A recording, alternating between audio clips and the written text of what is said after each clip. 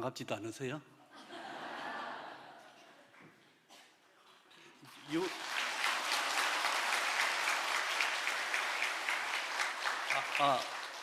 이렇게 눈치가 없어가지고 유 목사님 뭘 잘 몰라요. 나한테 자꾸 상 주고 꽃다발 주고 박수 쳐주면 안 가는 수가 있거든. 제가 누군 줄 아시죠? 몇 사람밖에 모르는 거죠. 오늘 우리 창립 50주년 희년은 유대교 절기상 최고로 축복된 기쁜 날입니다. 얼마나 기쁜 날이냐 하면 이날은 본래 그 안식일과 깊은 연관이 있는데, 여러분 오늘도 안식일이죠? 안식일은 모든 일을 이렇게 쉬고 예배당에 나와서 하나님께 예배드린 아울러서 하늘로 오는 큰 은혜와 축복을 받는 날이거든요. 다른 말로 하면 안식일은 지난 일주일은 다 끝내고 이제 새로운 시작을 하는 날이다. 희년이 얼마나 큰 축제였냐 하면, 희년에는 지금까지 지었던 모든 죄, 모든 허물, 이것을 깨끗이 흰눈같이 사함을 받는 날입니다. 기쁘지 않나 봐요. 우리 죄가, 죄 없는 사람 아무도 없는 것 같은데, 우리 죄가 하나님 앞에 주의 보혈로 깨끗이 씻음 받는 날. 그 다음에 희년은 어떤 날이냐 하면은, 살다 보면 우리가 빚을 지잖아요. 이 빚진 이 모든 것이 이유와 불문하고 사함을 받습니다. 탕감을 받습니다. 여러분이 빚을 많이 지고 있었는데 그거 완전히 갚은 것처럼 탕감해 준다면 얼마나 좋고 기쁜 날이에요. 마지막으로는 옛날에 로비가 있었고 노예가 있었고 죄수가 있었는데 이런 부류의 사람들이 이제 해방을 받아 자유케 되는 날입니다. 여러분 감옥에 안 가봐서 모르는 것 같은데, 감옥에 있다 이렇게 석방된 그 자유가 얼마나 기쁜지 감격스러운지 여러분 잘 모를 거예요. 경험이 없으니까.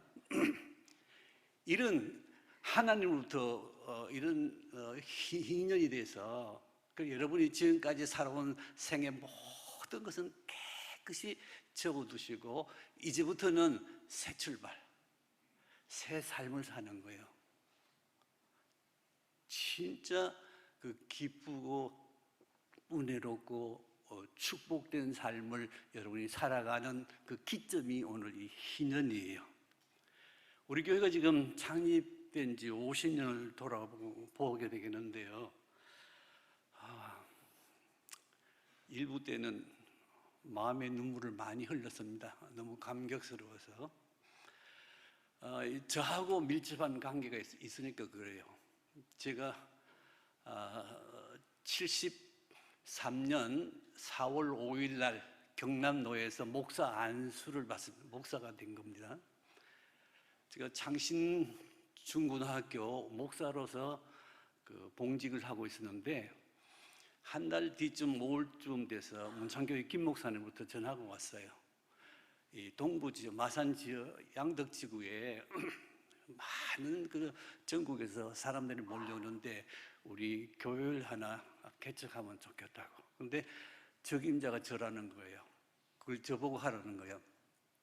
왜냐하면 학교에서 뭐 봉급도 주겼고 그런 염려도 없잖아요. 그래서 일단 제가 기도하는 가운데 하나님 뜻이라면 받겠습니다 하고, 그게 이제 6월 3일, 73년 6월 3일 11평, 좀 띄워주실래요?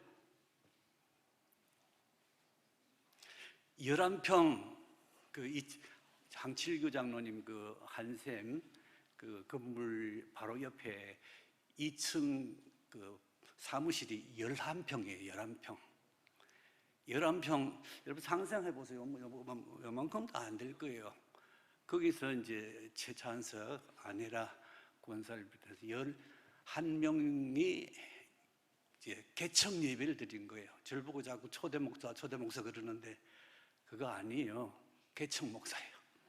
그렇잖아요. 죄가 없으면 이 교회 있겠어요? 어쨌든 11명이 모여서 감격스러운 그 개척 예배를 드렸습니다. 그 11평 열악한 그 장소에서 뭐 의자가 어디 있어요? 그런데 2년 동안 제가 주의를 지키고 수요일 예배를 인도하고 새벽 기도를 이렇게 드려왔는데 2년 목회했는데 2년 후에 50명이 늘어났어요. 11명이 50명으로. 뭐 놀랍지도 않나 봐. 하긴 여러분 많으니까. 근데 그리고 11평에 50명이 들어가 보세요. 얼마나 빽빽하고 뭐 덥고 힘들잖아요. 근데 마침 양덕 초교 건너편에 안 나오네. 일부에는 잘했는데 어디 식사하러 가셨나? 양덕 초교 건너편에 나왔어 이제. 저 요쪽에 여러분은 오른쪽입니까? 여기 30평이 나왔어요. 그래서 이걸 얻어가지고 또 2년 정도 거기서 목회를 했는데 100명이 됐어요. 놀라운 일이죠. 그러고 난 뒤에 이제 마산시에서 양덕지구를 도시 개발해야 되겠다고 해서 도시개발공사가 생긴 거예요. 거기에 그 초대 이사장으로 장병건 장로님, 부산 양정교회 장로님이신데 얼마나 또 우리에게 은혜입니까? 장로님이 개발공사 사장이니. 찾아가서 인사를 드리고 우리 교회가 지금 2층에 있는데 대지를 좀 불화받아서 교회를 건축하고 싶습니다. 장로님 간절히 부탁드립니다 하고 이제 기도했는데 이분이 양덕 아주 센터에 중앙에 150평을 허락해 줬어요. 그래서 그거 받자마자 이제 또 교회를 3개월 만에 55평 건물 보르고 건물을 지었어요. 또 어디 가버려. 숨바꼭질 하시네. 여기 있죠? 이 건물이 낮잖아요. 낮으니까 조금 있으니까 그 동네 전체 다 집들이 들어서서 교회가 파묻히는데 요 위치가 그 큰 도로에서 버스 다니는 도로에서 여기 들어오는데 1km 다 넘어요. 그리고 외부에서는 이게 안에 들어있어서 잘 안 보여요. 그래서 이제 고민이 되는 거예요. 이거 한 중앙에 있긴 한데 센터는 센터인데 이게 안 보이니까 교인들이 처음 오는데 찾아올 수가 없는 거예요. 그래서 제가 어느 날 이 팔룡산 여기 올라가 가지고 내려다 보니까 이 땅이 보여요. 이 땅이 그때는 전부 다 뭐 집들이 있었고 빈터가 없었는데 이 땅만 있었는데 여기 뭐 했는지 아세요? 여기 엿장수들이 어디 철물 같은 거 구해가지고 여기 집합장이에요. 아주 개들이 뭐 실리도 하고 좀 더 그런 곳이에요. 그러니까 200평이 나와요. 근데 제가 생각할 때는 이 산 밑에 양지바른데 교회를 건축하면 참 좋겠다. 왜냐하면 큰 도로 다 보이고 가깝고 말이죠. 그 주인이 누군가 알아봤더니 우리 전 장로님 아시는 친구분인데 장신중학교 졸업생이에요. 또 기회가 끈앞으로 연결이 되잖아요. 제가 장신중고등학교 목사인데 이곳에 그 교회를 건축할 수 있도록 이 땅을 좀 팔아주십시오 하고 이게 이빨도 안 들어가요. 그래서 여러분 저를 어떻게 보십니까? 아주 유순해 보이고 정글해 보이죠? 잘못 보신 거예요. 이 한번 물었다 그러면 안 놔줍니다. 달라요. 그래서 학교 퇴근하면서 그 사장님 만나서 안녕하십니까 하고 또 인사하고 또 청구를 했죠. 몇 번 했을까요? 자그만치 10번도 아니고 20번도 아니고 30번도 아니고 35번 만에 해결!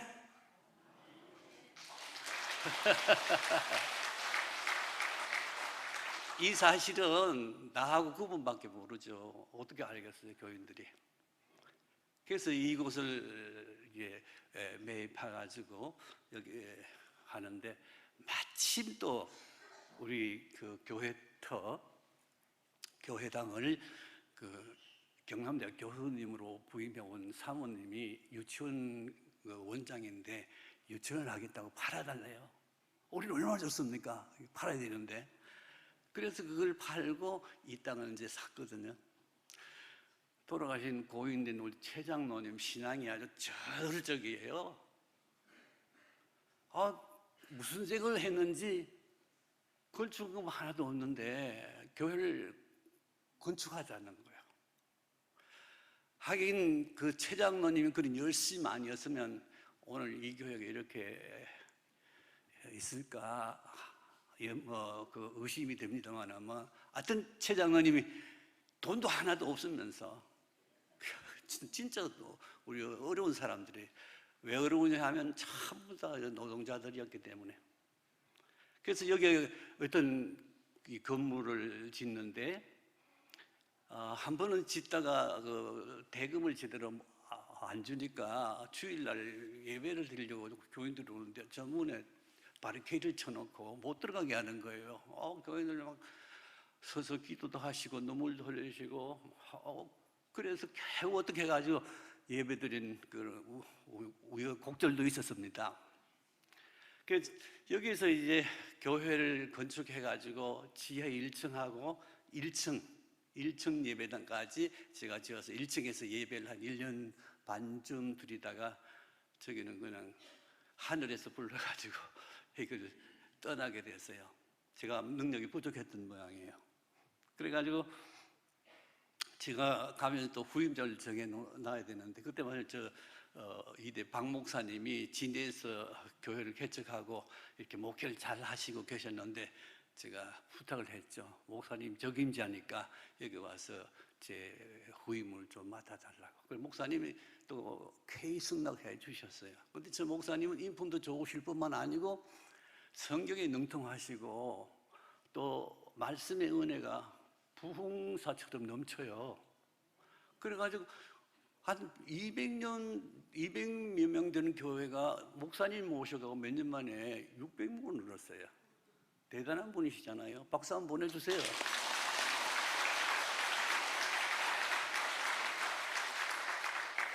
저를 목회 잘한다 그러니까 영주제일교회, 여기 대형 교회예요. 거기서 또 초청해가지고 또 그 가시니까 또 최 장로님 저한테 전화가 먼 데 있는데 나한테 전화해가지고 목회자 보내달라는 거예요. 그 기도하는 가운데 제 친구 박학 목사가 있었는데, 이 목사님은 대구서 목회를 잘하고 있었는데 천상 당신이 가서 이 교회를 좀 지어야 되겠다고.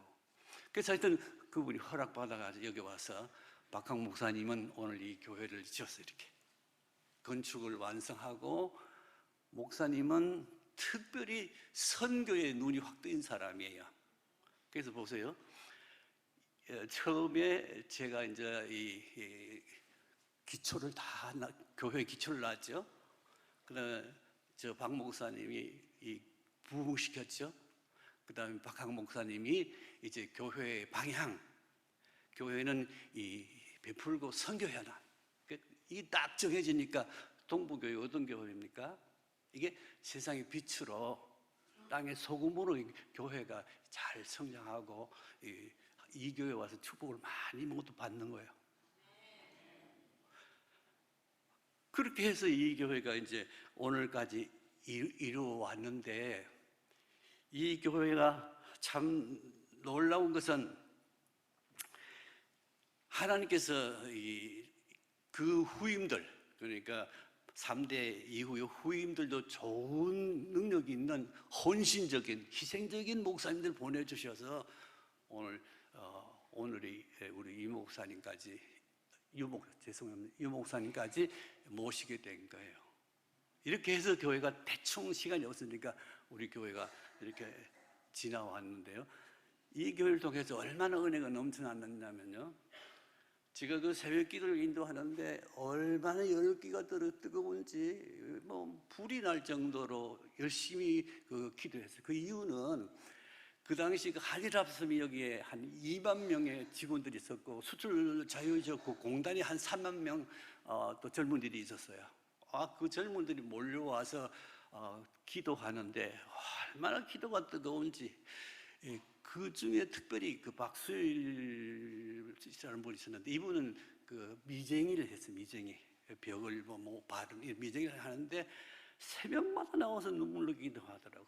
그 뜨겁게 기도하더니 몇 년 후에는 은혜를 받고 그 고향 강주로 돌아가서 거기에서 그 호남 신학교를 졸업하시고 강상구에서 개척을 했는데 교회를 땅을 사고 건축을 해서 큰 중간중 교회가 됐어요. 근데 그것도 잘한 일이지만은 그 아들, 그 큰 아들이 은호인데 은호를 지금 베트남 선교사다. 그러니까 여기서 은혜 받아가지고 목사가 되고 아들까지 베트남 선교소 보내는 그런 훌륭한 우리 사역자가 있었어요. 그리고 우리 교회는 또 특별한 건 이런 개척교회 참 볼품도 없고 어려운데 생활도 참 어려운데 웬일인지 하나님께서 은혜를 주시는데 이 목회자만 16명인가 나왔어요. 놀라지도 않네요. 대형교회에서 목회자 하나 나오고 싶지 않아요. 요즘은요 16명이 놀라운 일이 벌어진 거예요.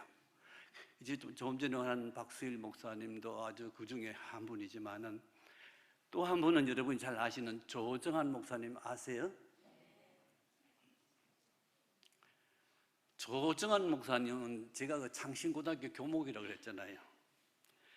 우리 학교 입학을 한 거예요. 1학년으로 입학을 했는데 처음으로 거기서 그 성경을 이제 배우고 또 우리 이인규 장로님 얘기한 대로 그 모래 운동장에 서서 1시간 예배를 드리는데 처음으로 이제 예배를 드린 이 은혜를 받았어요. 어떻게 해가지고 우리 동부교회에 나오더라고요. 근데 그 당시 이제 김영실 목사라고 지금 창원 어린이 전도회 지회장님이 계시는데 그분이 서울서 마산에 와가지고 우리 교회에 와서 제가 그분에게 교육 전도사를 좀 해달라고 어린아이를 다 맡겼는데 그분에게 조 목사님하고 1:1 성경 공부를 시켰어요. 거기서 이 조 목사가 은혜를 받아가지고 고려신학을 가고 졸업하고 목사가 되셨는데요. 그 진주에 가서 진주지회를 하나 창설하시고 그다음에 거기서 얼마 하시다가 스리랑카 선교사로 또 가셨어요. 그 선교사 6년을 거기서 잘 마치시고 돌아와 가지고는 한국 어린이 전도협회 그 대표가 되셨어요. 그리고 그 후에는 세계 어린이 전도협회에 소속된 선교사로 중동 지역 28개 나라를 다니면서 순회 선교사를 했어요. 그리고 작년 이제 5월 달에 세계 총재가 사임을 하고 다음 총재를 뽑는데 지금까지 19대까지 총재가 있었는데 다 미국 사람들이고 백인종들이에요. 그게 유색인종이나 미국 외의 나라에서는 총재가 된 적이 없어요. 근데 작년 5월에 인터뷰하고 이렇게 다 하고 난 뒤에 조 목사가 어린이 전도협회 세계 총재가 됐어요. 이거는 상상도 못할 일이에요. 왜냐하면 순복음교회에서 그 많은 교인 중에도 아니고 사랑의 교회 큰 교회도 아니고 명성교회도 아니고 영락교회도 아니고 소망교회도 아니고 마산 동부교회 그야말로 참 개척해서 어려운 그 처지였는데도 우리 동부교회 출신이 지금 세계 의리전도협회 총재세요.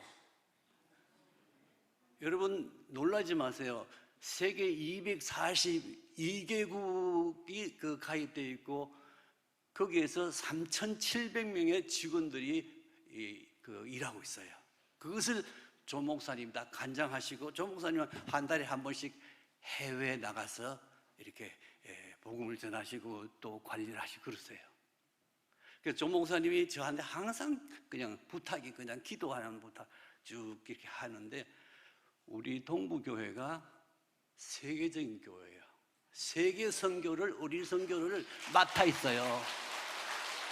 그래서 여러분이 예배 잘 드리시는 것도 좋고 열심히 하시는 것도 좋지만은 어린이들이 예수를 잘 믿어야 장차 이 기독교가 희망이 있잖아요. 근데 그 책임을 조 목사님이 지금 하고 있으니까, 조 목사님 진짜 제가 늘 부탁하는 건 너 건강 조심해라. 건강 잃으면 너 아무것도 못한다, 모든 걸 다 잃는 거다 하면서 늘 부탁하는데, 아무튼 우리 조 목사님이 세계적인 그런 총재가 되셔서 열심히 일해요. 그게 우리 동부교회 출신이거든요. 또 한 분은 제가 사랑하는 분인데, 저기 앉아 계시는 전병훈 장로님이세요. 전병훈 장로님은 제가 산호동에 사셨는데, 첫 신방을 갔는데 예배를 드리거나 신방 예배를 드리고 나서 보니까 벽에 보니까 부적이 붙어 있어요. 그래서 저거 떼자고 그러니까 하상자 권사님이 겁이 나서 뭐 자기는 못 뗀대요. 그럼 내가 떼줄까요? 그랬더니 목사님 떼주세요. 그래서 부적을 떼가지고 그 마당에 나가서 내가 불살 났어요. 그 기억이 나는데, 근데 하나님이 놀랍게 우상을 버리고 하나님을 섬기니까 저 가정에 복을 주시는데, 바로 일본에 또 연수를 가시더라고요. 그리고 돌아와서 나도 좀 많은 세월이 흘렀습니다만은 회사를 차려가지고 잘 하시는 가운데, 우리나라 해군 잠수함이 있죠. 그걸 우리 해군들이 독일에 가서 연수 받아와서 이렇게 지금 우리나라도 이제 잠수함을 건조하는 국가가 됐는데, 했는데 한 가지가 부족해서 안 되는 거예요. 그래가지고 전국에서 뭐 과학자들, 기술자들 다 이렇게 섭외해도 못 하는데, 어떻게 전 장로님이 그걸 전 장로님까지 그게 알려져 가지고 장로님 가서 연구하더니 해냈어요.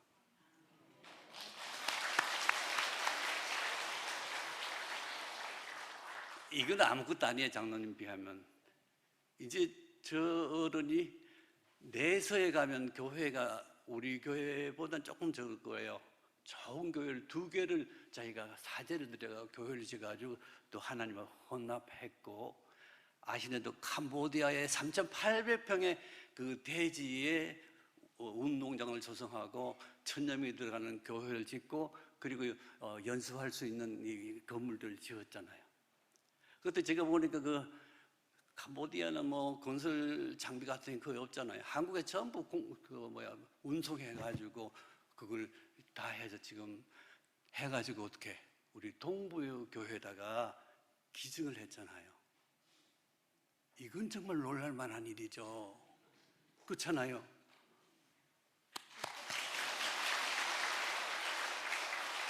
너무 말 치지 마세요. 말 치면 하늘나라 상이 없을 테니까. 어쨌든 우리 교회가 이런 자랑스러운 교회예요. 오늘 감사가 너무 많아요. 사실은 뭐 이 얘기가 많이 있습니다. 시간이 많이 가서 여러분 지루할 것 같아서, 이제 오늘 본문을 여러분이 아신 대로 오병이어 사건이죠. 예수님이 베세다 강야에 나갔는데 사람들이 이렇게 예수님 말씀 듣기 위해서 5,000명이 이렇게 남자들만 5,000명이 몰려왔으니까 몇만 명 됐을 거예요. 근데 이제 때는 저물고 먹을 건 없고 빈들에 뭐가 있겠어요? 살 수도 없고. 그래서 예수님께서 빌립아, 이 사람들을 어떻게 하면 좋겠느냐? 이 굶주림을 해결해야 되는데, 그래서 빌립이 선생님, 이 사람들에게 조금씩만 먹게 하더라도 200데나리온이 필요합니다. 200데나리온 우리나라 지금 한 5천만 원 정도 계산하면 나와요. 5천만 원 있으면 그 개우 사람들이 배고픔을 면할 수 있겠다 이렇게 대답한 거 참 빌립은 이렇게 머리가 잘 돌아가는 인텔리겐자예요. 예수께서 안드레, 제 이름이 영어로 영국 갔을 때 안드레예요. 선교사가 지어줘서 베드로 동생 안드레인데 안드레에게 물었어요. 안드레가 선생님, 한 남자애가 우리 5개 물고기 2마리를 가지고 있는데 이것이 많은 사람들에게 얼마나 도움이 되겠습니까? 그 말 중에는 여러분, 이것은 크게 도움이 안 되지만 어린아이 헌신과 이 안드레의 믿음을 보시고 하나님이 축복하시면 가능하겠다는 그걸 주님이 간파하시고 드시고 축복 기도하셔가지고 5천 명이 먹어도 12관계 남았다는 놀라운 일이죠. 근데 이 사건이 우리에게 하나님께서 우리에게 뭘 말씀하고 계시느냐, 뭘 말하려고 이 사건을 기록했느냐. 이 사건은 우리가 배불리 떡을 먹고 경제적으로 성공하고 명예를 날리고 우리가 부유하게 사는 그런 스토리가 아니에요. 이거는 정말로 사람의 노력으로는 이건 택도 없는 불가능한 사건이잖아요. 근데 예수님은 이걸 일으킨 사건은 예수님이 누구인지를 우리에게 보여주신 거예요. 예수님이 누굽니까? 길이요, 진리요, 생명 되시죠. 인간이 마땅히 살아야 할 그 길과 진리와 생명은 우리 다 생명 가지고 지금 오늘 여기 살아 계시는데 이 생명은 다 언젠가는 병들고 시들고 죽을 수밖에 없는 생명이에요. 이런 생명이 아니고 예수님이 가진 생명은 요한복음 3장 16절처럼 하나님이 세상을 이처럼 사랑하사 독생자를 주셨으니 이는 저를 믿는 자마다 멸망치 않고 영생을 얻을, 영생 없는 생명이에요. 예수님이 누구라고? 영생을 주시는 생명 되신다고요. 생명의 구주 되신다고. 여러분이 예수를 믿으면 이 세상은 생명으로 끝나는 게 아니고 영원히 사는 생명을 주시는 분이 예수님이라는 것을 보여주신 거예요. 놀라운 일이죠. 그뿐입니까? 예수님이 누구십니까? 예수님 하신 대로 우리 죄를 십자가에서 피 흘려 사해 주신 분인데 한 번은 이런 일이 있었잖아요. 어떤 여인이 붙들려 왔는데 가늠하다 현장에 붙들린 거예요. 유대인들이 돌을 들어 이 여인을 쳐 죽이려고 그러다 예수님이 계셔서 예수님 보고 율법에는 쳐 죽이게 되어 있는 선생님 같으면 어떡하겠습니까? 예수님이 그 말을 듣고 깊이 생각하시더니 뭐라 그랬습니까? 너희 중에 누구든지 죄가 없는 자가 있으면 돌을 들어서 이 여자를 치라 그랬잖아요. 그랬더니 모든 사람은 돌로 오고 다 갔잖아요. 어디론지 사라졌잖아요. 예수님이 그 여인에게 뭐라 그랬습니까? 나도 너희를 정죄치 아니하니 다시는 범죄치 말라 그랬어요. 그 무슨 말입니까? 예수님이 우리가 어떤 죄를 지어도 예수님께 회개하면 깨끗이 흰눈같이 양털같이 사해 주신 주님이세요. 그러니까 여러분은 이제부터 죄로부터 자유하세요. 가슴 좀 펴고 사세요. 여러분 앞에는 아주 하나님이 환한 그 은혜의 축복의 길을 열어주신 겁니다. 그것뿐 아닙니다. 예수님이 누구십니까? 예수님은 이 죽은 자를 살리신 분입니다. 나사로가 죽어서 4일 무덤에 냄새가 나는 그 나사로를 불러내 살리잖아요. 무슨 뜻입니까? 주님께서는 우리가 죽어도 다시 살게 하시는 이 영생의 구주십니다. 여러분이 예수를 믿으시면 이 세상 이거는 다 지나가는 거예요. 뭐 잘났다 못났다 잘 살다 못 살다 건 아무것도 아니에요. 뭐가 중요해요? 생명보다 더 중요한 게 어디 있습니까? 여러분이 어떤 생명? 영원히 사는 생명. 영원히 사는 생명. 이 생명을 이 교회가 증거한다면 이 교회 다시 헐고 지어야 될 거예요. 부흥돼서 말이죠. 여러분이 똑바로 믿으시면 이 예수 그리스도를 증거하시고 전해야 되는 거죠.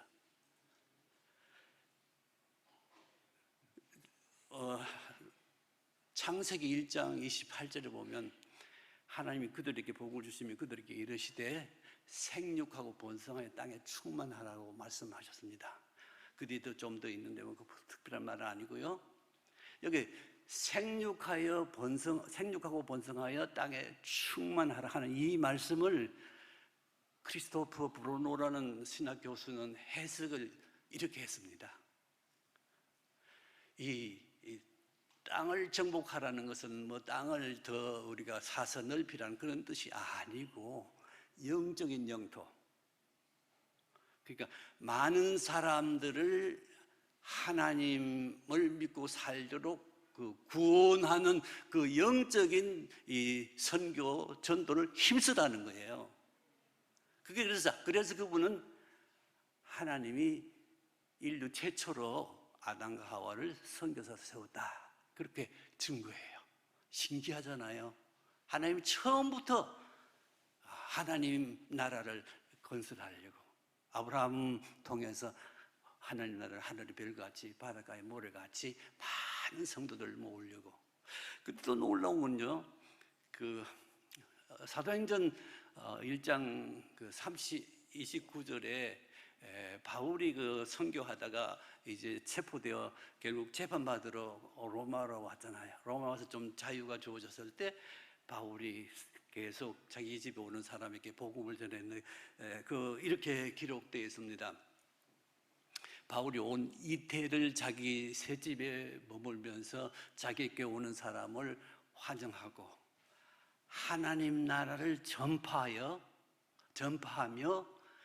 예수 그리스도에 관한 모든 것을 담대히 거침없이 가르치더라. 바울의 사명은 뭐예요? 바울의 사명은 죽기까지 예수 그리스도 이 복음을 증거해서 모든 사람들이 하늘나라 백성으로 살도록 그것이 자기 사명이에요. 그런데 놀라운 것은 여러분 사도행전 28장 그 성경은 끝나는 데는 어떤 형식이 있어요. 대개 형식이 뭐냐면 주 예수 그리스도의 은혜가 너에게 있을지어다 하고 끝나고 다른 성경으로 옮겨가고 아니면 예수 그리스도 은혜와 하나님의 사랑과 성령의 감동, 성령의 역사가 너에게 있을지어다 하면서 고린도전서 다 끝나요. 근데 여러분 집에 가서 다 찾아보세요. 사도행전은 그게 없어요. 끝이 없어요. 그냥 오늘 말씀하신 대로 자기에게 오늘 모든 사람에게 하늘나라를 전파하고 예수 그리스도에 관한 모든 것을 담대하게 거침없이 증거하더라, 가르치더라 그랬잖아요. 그 아직 끝이 안 난 거예요. 사도행전은. 왜 그랬을까요? 오늘 예수 믿는 여러분이 이제 예수님 오실 때까지 예수 그리스도를 증거하라는 거예요. 예수 그리스도의 복음을 전하라는 거예요. 그래야 이제 주님이 오시겠다는 거죠. 자, 제 말씀을 마치기 전에 여러분 한번 저를 따라해 보시 바랍니다. 하나님의 말씀은 하나님 말씀대로 모든 일이 이루어지기 때문입니다. 이 세상 모든 일이 하나님 말씀대로 이루어진다는 거죠. 다시 한번 하나님 말씀대로 모든 일이 이루어지기 때문입니다. 여러분 창세기 1장이죠. 뭐 빛이 있어라 빛이 있었고 뭐가 있으라고 다 있었잖아요. 누구 말대로? 하나님 말씀대로 오늘도 마찬가지예요. 여러분이 하나님 알듯 살면 하나님의 뜻이 이루어지고 복음이 증거되고 주님이 오셔서 여러분을 영원토록 살게 하는 그 놀라운 축복을 누리시길 바랍니다. 기도하겠습니다.